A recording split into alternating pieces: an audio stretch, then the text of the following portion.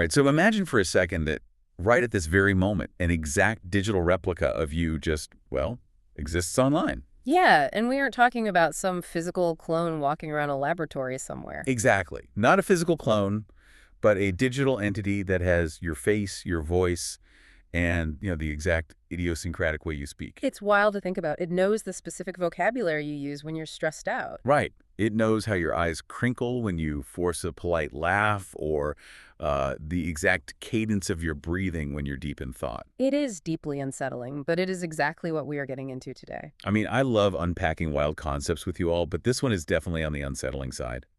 In today's deep dive, we're pulling entirely from sources that explore this insane intersection of AI, human identity, and digital cloning. And the mission for this deep dive is to really figure out where the boundary is.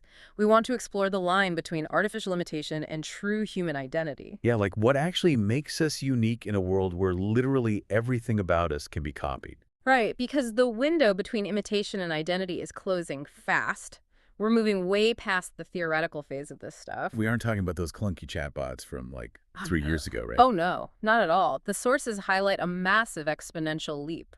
We're looking at a shift from generic text generation to hyper-personalized digital twins. And the sources mention this is driven by zero-shot voice cloning and latent space mapping. Yeah, exactly.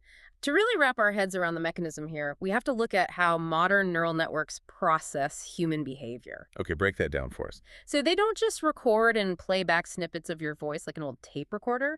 When an AI model trains on just a 3-second audio clip of you speaking, Wait, only 3 seconds? just 3 seconds, it analyzes the microfluctuations in your vocal cords, it maps the resonant frequencies of your throat, the shape of your palate, all of it. That is terrifyingly precise. It is. And then it places all of those biological markers into a multidimensional mathematical grid.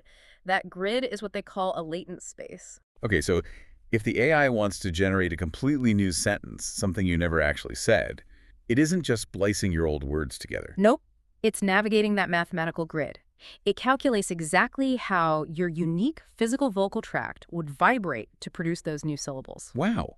So it's synthesizing the physical geometry of your voice from scratch. Spot on. It's building it from the ground up. And the crazy part is it applies that exact same methodology to your personality. So it's basically like AI went from a toddler scribbling with crayons to a master art forger practically overnight. That is a perfect analogy. Yeah. The training data isn't just a broad internet sweep anymore. It's training on your personal text messages, the voicemails you leave, your videos. Even the specific times a day you tend to be online, right? Yes, and even the words you type out and then delete before hitting send. The algorithms weigh all these variables to create a statistical probability matrix of your behavior. Wait, really? The words I delete. So if the model knows I delete the word angry and replace it with frustrated, like 90% of the time I text my boss. It builds that specific hesitation right into your digital clone. That is bonkers. Yeah. It's analyzing the negative space of our digital lives. Exactly. The things we almost do. That's what builds a profile that feels so terrifyingly authentic. But that authenticity, it isn't just a neat technical trick.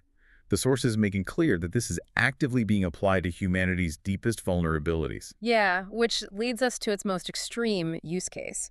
The most profound application detailed in the research is the emergence of what the tech industry is calling grief apps. Right, so paint this picture for the listener.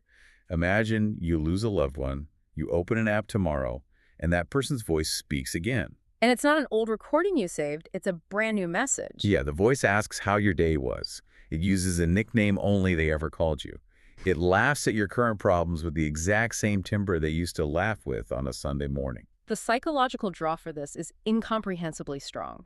The research on human grief processing points out that we have this deep-seated terror of the enduring silence after a loss. The fear of forgetting them. Exactly, and the promise these applications make is that no one ever truly disappears. They offer an interactive, permanently available version of the deceased. But I really want to push back on this premise of comfort for a second. Okay. Because if an AI comforts you using the exact laugh of someone you just lost, is that actually a healthy coping mechanism? The clinical sources definitely question that. Right, because is it just an emotional trap that prevents you from ever finding closure? I mean, how is this fundamentally different from what humans have always done? What do you mean? Well, for centuries, we've reread old letters from dead relatives. We look at photo albums. We watch old VHS tapes of Christmas mornings. We use physical media to keep their memory alive. That's true. So why is an AI chatbot any more of an emotional trap than a home movie? It's a great question. The distinction really lies in the difference between passive memory and dynamic interaction. Okay, how so? When you watch a VHS tape, your brain inherently understands that it is observing the past. It's a static artifact. Right, nothing changes on the tape. Exactly. The psychological process of grief, specifically the continuing bonds theory outlined in the clinical sources, requires the grieving person to eventually internalize the loss. So you have to restructure your relationship with them as an internal memory, Yes. A tape ends. You have to turn the TV off and face the quiet room. which is painful, but necessary. Right. But a large language model adapts. It generates novel responses. It asks you questions about a movie you just watched today. So by offering dynamic, real-time engagement, the AI is hijacking the brain's temporal processing. Exactly. You aren't remembering the past anymore. You are actively conversing in the present. So the clinical analyses suggest this indefinitely suspends the psychological closure process. Yes, keeping the user trapped in a state of artificial denial.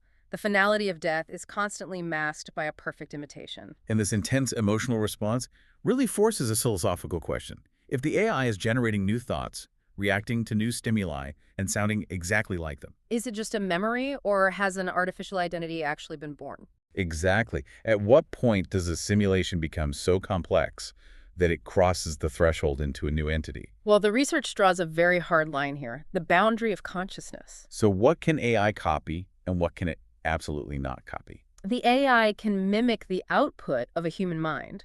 It copies voice, writing style, daily habits, but the internal mechanism is entirely devoid of subjective experience. So it's just doing math. Precisely. It operates on multidimensional vectors and statistical weights.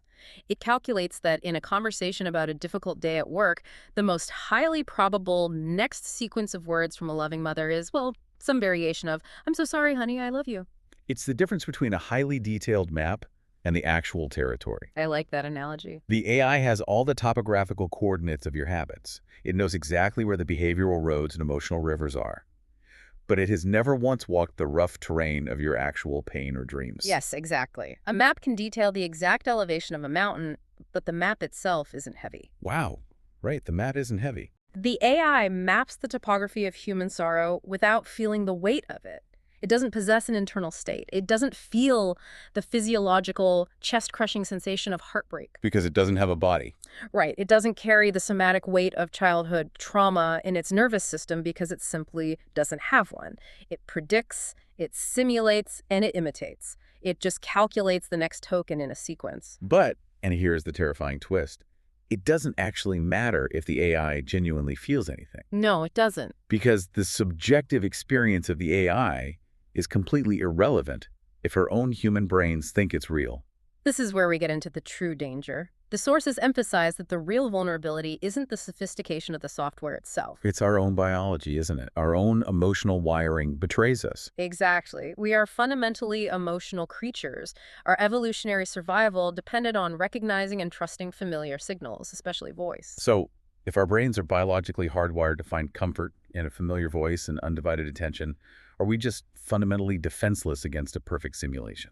Pretty much. For 300,000 years, if you heard your mother's voice, it meant your mother was physically in the room. Right. A familiar voice was a 100% biological guarantee of reality. Because of that, we have zero evolutionary defense mechanisms against a disembodied synthetic familiarity. Yeah, it's chilling. When you hear the exact acoustic signature of a loved one's voice, the auditory cortex processes that frequency and immediately bypasses the rational, critical thinking centers of your prefrontal cortex. So it just goes straight to the emotional center. Yes, it triggers the amygdala. It stimulates the release of oxytocin, which is the chemical associated with comfort and bonding. Your cortisol levels drop. Your breathing slows. It's basically a lockpick made of math that exactly fits the biological keyhole of human empathy. Your rational mind might literally be reading the disclaimer on the screen that says, "This is an AI-generated response." But your primitive emotional brain is already bathing in the neurochemistry of connection. Because the human threat detection system is completely disarmed by the illusion of familiarity. The algorithm has successfully hacked the biological hardware. Okay, so if our private internal emotional lives are this easily manipulated by familiar digital voices, we have to look at what happens when this exact same technology is weaponized on a global scale, Right, outside the diff counselor's office and inside the public square. moving from personal grief to public reality. This leads to the societal and global impact of digital cloning, deepfakes. The transition here represents a profound epistemological crisis. We are moving away from isolated incidents of deception into a systemic collapse of shared reality. The sources outline a rapid proliferation of completely fabricated video and audio evidence. I mean, we aren't just talking about a politician's word being taken out of context anymore. No, we're talking about a flawless, high-definition video of a political leader declaring a military strike, or a CEO announcing a catastrophic bankruptcy. Generated in seconds and disseminated to millions before a fact checker can even, log on and verify it. The foundational rule of human society, that seeing is believing, is being rendered completely obsolete. Because for the entirety of human history, photographic and audio evidence serve as the bedrock of objective truth in journalism, in the justice system, in historical record-keeping. And the research models a fast-approaching future defined by something they call reality apathy. Reality apathy, let's unpack that. That's when the sheer volume of perfect forgeries overwhelms the public's cognitive bandwidth. Exactly. People just give up on trying to figure out what is real and what is fake. When citizens can no longer trust their own eyes or ears, they retreat. They retreat into pre-existing ideological echo chambers. Yes, they simply choose to believe whatever confirms their biases, because objective, verifiable reality is no longer a reliable metric. That is terrifying. Yeah. Entire societal pillars begin to crumble. Imagine the implications for the judicial system when literally any video of a crime can be dismissed in court as a potential deepfake. Or the implications for basic financial security. Right. The irony here is so crazy to me. We spend all our time worrying about hackers stealing our bank passwords, right? But we are entering an era where our actual reality and physical likeness are the things being stolen. Yes, we use voice recognition to authorize bank transfers now. If a hacker breaches a database and steals my password, I just reset my password. But how do you reset the acoustic signature of your voice once it's been cloned and sold on the dark web? You can't. You cannot issue a new voice. You cannot patch the security vulnerability of your own face. So what do we do? Well, the security sector analyses in our source material suggest the transition to a zero-trust society requires a complete restructuring of how we verify human identity. Relying on complex cryptographic keys, maybe? Probably, simply because our biological markers will be too easily duplicated. We are forced into a very uncomfortable corner here. In a future flooded with perfect artificial replicas, both personal and political, we have to figure out what actually holds value. What makes humanity unique when everything else can be faked? Exactly. What is the fundamental difference between the biological original and the digital twin? The consensus across the sociological and psychological research is really interesting. If artificial intelligence is defined by its perfection, its ability to execute perfect mathematical patterns, Then the unique signature of humanity lies in our deviation from those patterns, exactly. It is our inherent imperfection. which makes sense. Think about how a real human conversation operates, like this one right now. We stumble over our words. We hesitate. We lose our train of thought halfway through a sentence. We make highly illogical, emotionally driven decisions that directly contradict our past behavior. We do not always follow our own statistical probabilities. AI learns patterns to predict outcomes, but humans possess the capacity to suddenly, inexplicably change their own core programming. We grow through pain. We experience cognitive dissonance. Right. We endure physical and emotional trauma that fundamentally rewires our worldview overnight. A large language model will never wake up one morning, look out the window, and impulsively decide to change careers because of a lingering, unexplainable sense of existential dread. The machine predicts the most likely next word, but it doesn't mean anything to the machine. AI learns patterns, but humans create meaning. Yes, when a human speaks, even if they hesitate, even if the grammar is flawed, there is a conscious intention driving that search for meaning. The flaws and the hesitations are actually empirical evidence of a mind actively grappling with the complexity of existence. The perfection of the artificial clone actually highlights the absolute necessity of human variance. So our glitches, the sudden changes of heart, the irrational fears, the hesitations, the mistakes we make and then agonize over, they aren't bugs in our system at all. No, they're not. They're actually our primary source code. They are the definitive proof that we are alive, navigating the messy friction of the real world, rather than just running a frictionless simulation. The ability to experience that friction, to feel the physical and emotional resistance of life, is the boundary that the algorithms cannot cross. They can simulate the sound of a person crying, but they cannot simulate the biological exhaustion and the clarity that follows human grief. And that difference is much bigger than we currently realize. Which leads directly into our final takeaways for you, the listener, on how to navigate this increasingly artificial future. This realization reframes everything we've explored today. Yeah, we've covered a lot of ground. We have. We looked at the dizzying mechanics behind zero-shot voice cloning and latent space mapping.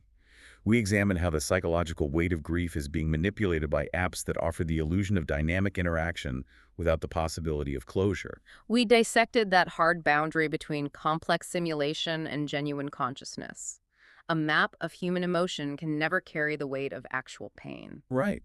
And we confronted the biological vulnerability of our own brains, where our evolutionary reliance on familiar voices makes us so susceptible to emotional hacking.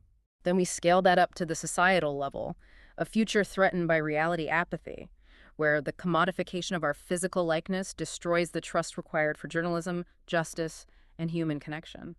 But I think the ultimate takeaway from all this source material is a profound defense of human imperfection. As AI continues to advance, the biggest challenge we face won't be managing the technology. No, it will be protecting our authenticity, our real emotions, our identity, and the truth. In a world that is becoming overwhelmingly artificial, being genuinely human, with all your flaws, your pain, your hesitation, your capacity for unpredicted change, is going to become incredibly rare and deeply valuable. Protect your authenticity. Defend your glitches. It's what separates us from the machine. Absolutely. So I want to leave you with a final lingering question to mull over on your own that builds on today's discussion. We started by exploring the reality of an exact digital replica of you existing online. The digital ghost. Yeah. So if a perfect, comforting digital replica of you, one that never ages, never forgets a detail, and never loses his temper, can exist forever to comfort your descendants long after you're gone. Does that make your actual, limited, physically fragile time on Earth more deeply meaningful? Or does the existence of an infinite digital ghost somehow cheapen the very concept of a finite human lifetime? Something to think about. Until next time, stay curious.